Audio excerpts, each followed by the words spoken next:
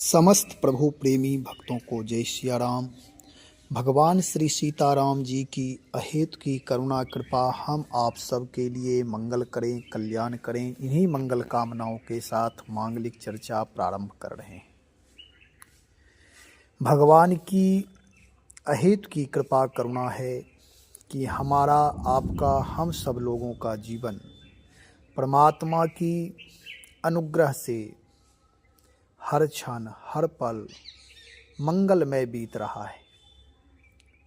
ऐसा मैं इसलिए कह रहा हूँ कि इस जगत में जब हम आप अपनी दृष्टि इधर उधर आसपास अन्य लोगों के पीछे जब देखेंगे तो हम आप जितना सुखी हैं, यानी हमारी आपकी जो जीवन की गतिविधि है वह बहुत उत्तम है।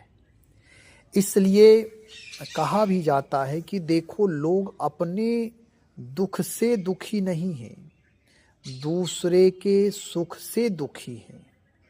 अथवा ये ऐसा कहें कि यदि हम आप सब अपने जीवन में आत्मतुष्ट रहने की कला सीख लें तो जीवन जीने की कला आ जाएगी। हमारे आपके पास जितनी व्यवस्था है परमात्मा की कृपा से बहुत अच्छी व्यवस्था है। और जब आप अपने से नीचे लेवल में देखेंगे अथवा सामान्य रूप से दृष्टि दौड़ाएंगे तो देखेंगे बहुत सारे लोग हैं जिनके पास कोई व्यवस्था नहीं है, फिर भी वह जीवन जी रहे हैं। इसलिए परमात्मा के प्रति कोई शिकायत नहीं, शिकायत रहित जीवन ही मांगलिक जीवन होता है। यह हमेशा ख्याल रखें, हम आप सब के लिए यह आवश्यक है। परमात्मा के प्रति कोई शिकायत नहीं होनी चाहिए। हमारे आपके पास जो व्यवस्था है उसके प्रति, परमात्मा के प्रति धन्यवाद भाव होना चाहिए, समर्पण भाव होना चाहिए, कृत्य रहने की कला जीवन में होनी चाहिए। फिर हम आप सबको कोई पराजित नहीं कर सकता है। तो अब चर्चा प्रारंभ करते हैं कि इस जगत में कैसे रहना चाहिए, कि इस जगत में रह कर के हम आप अपना जीवन मूल्यवान बनाएं और वाद विवाद रहित जीवन, संवाद से युक्त जीवन, प्रभु प्रेम से युक्त जीवन हो।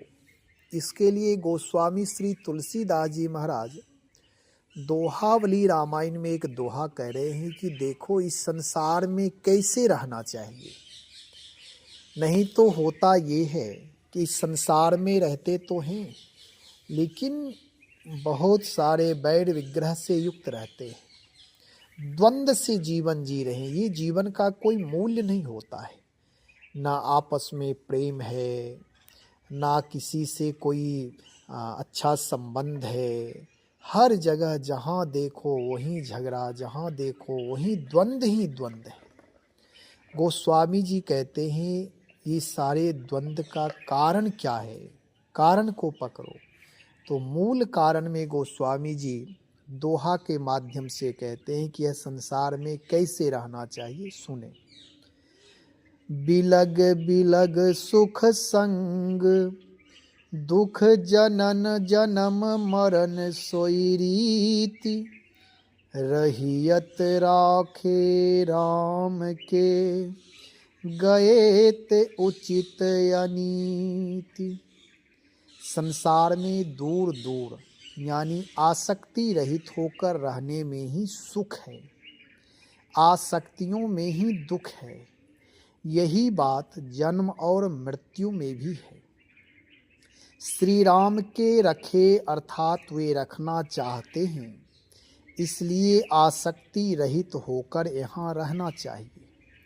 अन्यथा इस अनीति से यानी राग युक्त संसार से जो चले गए उन्होंने ही उचित किया। तात्पर्य यह है कि जगत में या तो भगवत प्रेमी होकर रहे या चेष्टा करे कि जिसमें इससे मुक्ति ही मिल जाए। अब इसका विशेषार्थ समझे, ठीक ढंग से इसको समझे। गोस्वामी श्री तुलसीदास जी महाराज कह रहे हैं कि संसार में आसक्ति रहित होकर रहे। बिलग बिलग सुख संग, संग नाम आसक्ति। जो आसक्ति से रहित है उसका जीवन मंगलमय है। अब ये आसक्ति क्या है? आसक्ति का मतलब होता है ममपन, मेरा मेरा मेरा, भेद दृष्टि, ये मेरा है ये तेरा है। कहते हैं ना कि अधिकार के लिए लड़ना चाहिए, कि मेरा अधिकार है, यह मेरे अधिकार क्षेत्र में आता है। इस प्रकार की भावना ही दुख का मूल कारण है। इसे ही कहते हैं आसक्ति। राग द्वेष से युक्त जीवन, राग द्वेष ही बंधन है। जो व्यक्ति राग द्वेष से बंध गया उसका जीवन व्यर्थ हो जाता है। देखें, हम आप अपने परिवार में अपने भाई बंधुओं के साथ ही देखें, जैसे पति पत्नी है, एक दूसरे से राग है, प्रेम है, अच्छी बात है, ठीक है। लेकिन जब द्वेष हो जाता है तब हम आप एक दूसरे के प्रति दोषारोपण करते हैं, और दोषारोपण यानी द्वेष शुरू हो जाता है, कलह प्रारंभ हो जाता है, फिर जीवन व्यर्थ हो जाता है। पिता पुत्र का प्रेम है। जब पुत्र का विवाह होता है और वह पुत्र अपेक्षा करता है कि ये अब मेरे पास अधिकार आ जाए, मैं भी गृहस्थ जीवन में प्रवेश किया, अब मेरा अधिकार क्षेत्र की वृद्धि हो, फिर वह पिता से बनाव लगाव दूर होने लगता है, उससे अपनापन की दूरी होने लगती है। क्यों? क्योंकि अब उसकी आसक्ति धन संपत्ति में अधिक हो गया। ये कारण केवल आसक्ति है, अधिकार है, अपनापन है, मेरा मेरा मेरा। इस मेरे के कारण ही जीवन में नाना प्रकार के दुख हैं, कलेश हैं। जीवन जीने की कला, जीवन जीना ही व्यर्थ हो जाता है। लोग कहते हैं ना बोलचाल में कि जीवन दुश्वार हो गया है, यानी जीवन व्यर्थ लग रहा है अब जीना। इसका कारण क्या है? कारण एक ही है कि हम आप अपने संसार में आसक्ति से युक्त होने लगे हैं, जबकि हम आप जानते हैं इस संसार में कोई भी चीज़ सत्य नहीं है। कोई भी चीज़ पर किसी का अधिकार नहीं है। जो आज तेरा वह कल किसी और का, कल किसी और का, परसों किसी और का होगा। यह परंपरा चली आ रही है और इसे आप रूढ़िवादी परंपरा कह करके, अनीति कह करके इसे समाप्त भी नहीं किया जा सकता, क्योंकि ये अटल सत्य है। जो किसी आज का घर है कल किसी और का होगा, क्योंकि अल्प जीवन में 60-70 वर्ष जीते जीते लोग मर जाते हैं। तो किसी दूसरे, अगर जीते जी किसी को अधिकार नहीं दिए तो मरने के बाद तो स्वतः उसका अधिकार हो ही जाएगा। कहने का मतलब यह है कि आसक्ति से रहित होकर के, वाद विवाद से रहित, राग द्वेष से रहित, यदि प्रेम पूर्वक हम संसार में रह रहे हैं, जैसे मंदिर जाते समय हम आप भावना करते हैं कि मंदिर जा रहे हैं तो पवित्रता से स्नान करते हैं, नया वस्त्र धारण करते हैं, मौन होकर जाते हैं, जहाँ तक हम आप सावधानी पूर्वक क्रिया करते हैं। ऐसे ही संसार में भी हर क्षण हर पल मंदिर भाव से, पवित्र भाव से यदि रहें तो जीवन अनमोल हो जाएगा, पावन जीवन हो जाएगा। पवित्रता से युक्त जीवन ही आनंद से युक्त जीवन, शांति प्रिय जीवन होगा। अपना मेहनत, पुरुषार्थ, परिश्रम, ये सब पूर्ण लगाव से करना चाहिए। इसमें कहीं कोई भेद, कहीं कोई दुराव, न्यूनता नहीं होनी चाहिए। लेकिन होता यह है कि जब हम आप परिश्रम करते, पुरुषार्थ करते, जो कुछ प्राप्त होता है उसे फिर हम आप इतना जकड़ करके पकड़ लेते हैं कि यह मेरा है, मेरा है, मेरा है, जिससे कि फिर आसक्ति की वजह से दिक्कत होने लगती है, फिर परिणाम उसका गलत आने लगता है। तो कोशिश करना चाहिए कि संसार में आसक्ति से रहित रहें। यदि आसक्ति से रहित रहना शुरू कर देंगे तब फिर आनंद ही आनंद होगा और संसार में कहीं दुख नहीं है। दुख स्वयं के द्वारा निर्मित है, जो हम आप अपने अधिकार क्षेत्र की प्राप्ति के लिए जो व्यर्थ प्रयत्न करते हैं, यही दुख का मूल है। और गोस्वामी जी कहते हैं यही बात जन्म और मृत्यु में भी है। जैसे संसार में रहें तो बिलग बिलग सुख ही है, यानी आसक्ति से रहित होने पर, आसक्ति से दूर रहने पर आनंद है, सुख की प्राप्ति है। और संसार में रहना है तो इस भाव से रहें कि प्रभु जब तक रख रहे हैं तब तक आनंद ही आनंद है। प्रभु की बड़ी कृपा है कि हम संसार में रह रहे हैं। प्रभु से प्रीति लगा करके यदि संसार में रहेंगे तो कहीं कोई दुख क्लेश परेशानी नहीं है। और यदि प्रभु से हम दूर दूर रहेंगे, संसार में आसक्ति हो जाएगी तो हर जगह दुख ही दुख है।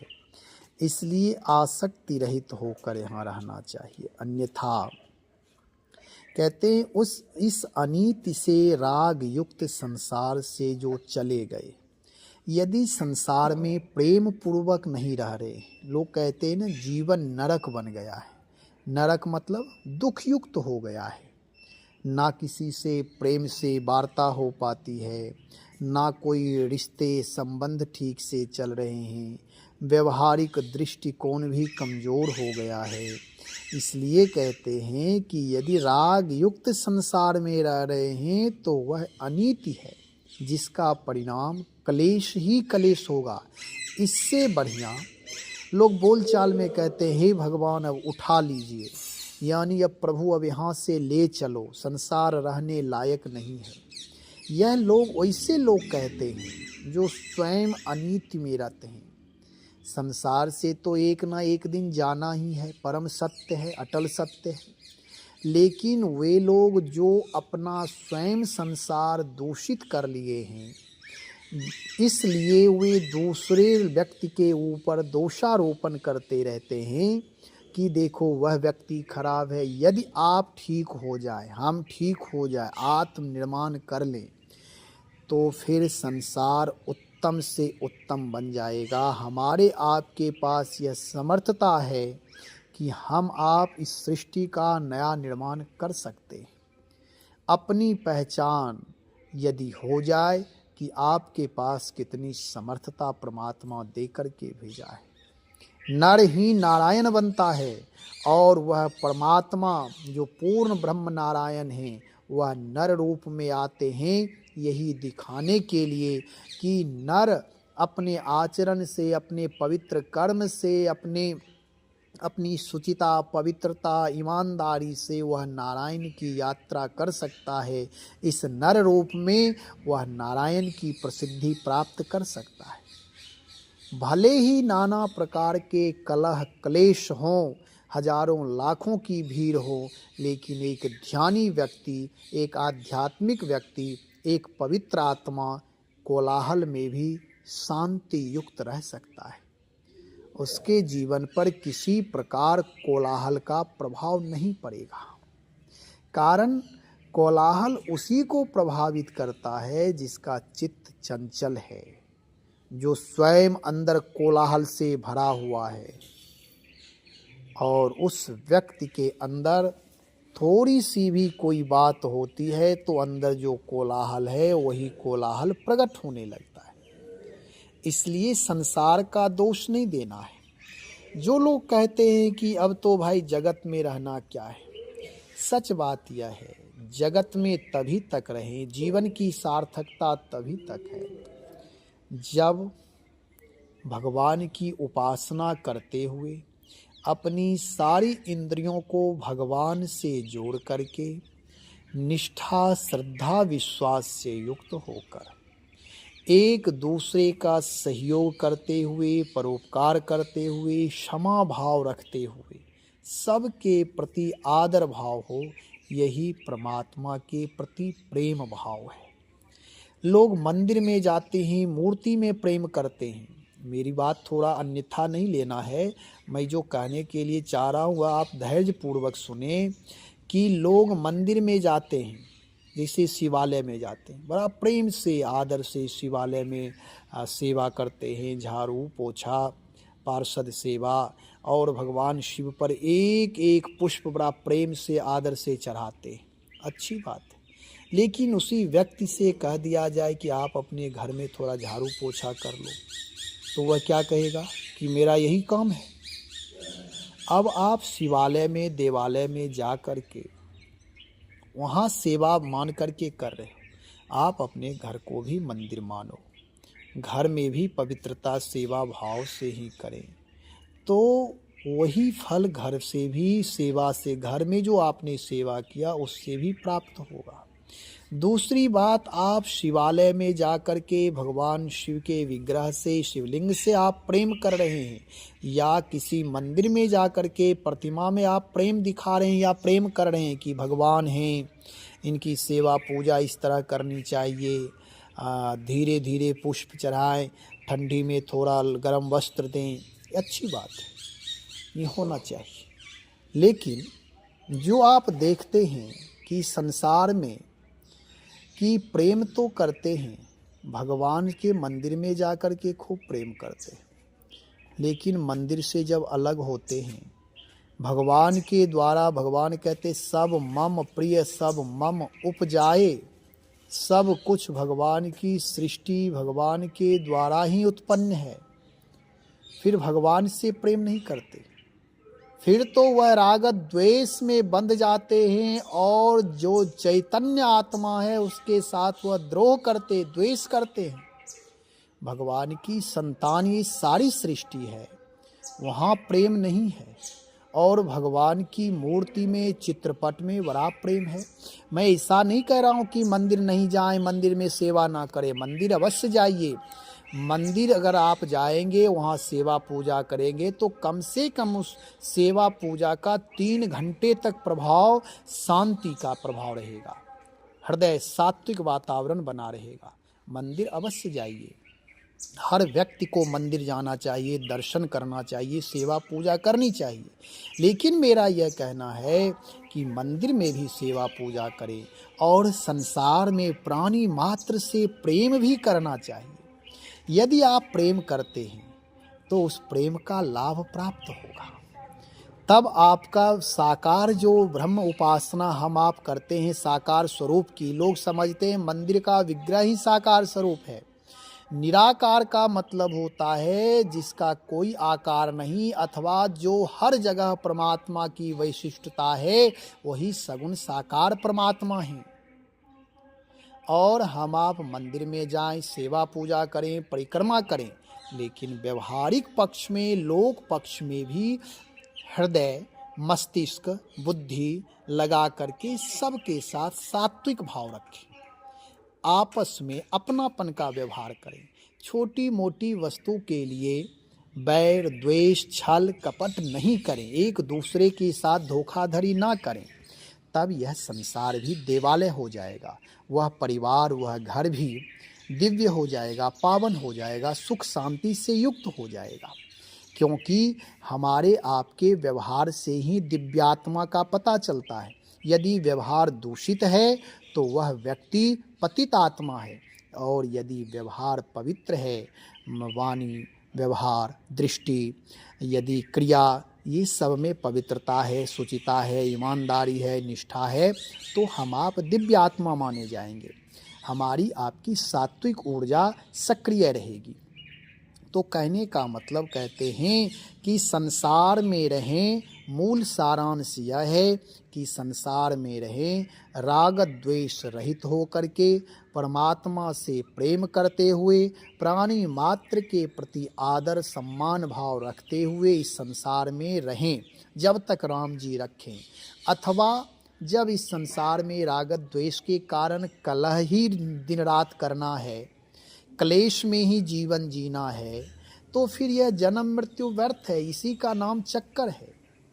कि नाना प्रकार के क्लेश किए पुनः जब जन्म लेंगे तो पुनः शत्रुता भाव संस्कार लेकर के जन्म लेंगे।